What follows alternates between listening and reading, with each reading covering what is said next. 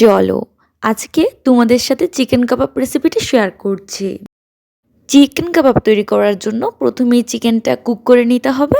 আমরা normally chicken যেভাবে cook করি ও সব মশলা দিয়েই চিকেনটা কুক করে নিব ফার্স্টে। অন্যদিকে আমরা কিছু আলু বয়েল করে নিব।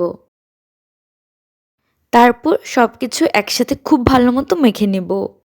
এর সাথে আমরা কিছু কাঁচা পেঁয়াজ, কাঁচা মরিচ আর ধনেপাতা অ্যাড করব। অল্প পরিমাণ রোস্টেড বেসনও অ্যাড করে দিব। তারপর সবকিছু খুবই ভালো মতো মিক্স করে নিব। মিক্স হয়ে গেলে পছন্দ মতো কাবাবে শেপ করে নিব। ফাইনালি কাবাবগুলা ডিমে কোট করে হাই টু মিডিয়াম হিটে ভেজে নেব। এই তো রেডি হয়ে গেল চিকেন কাবাব।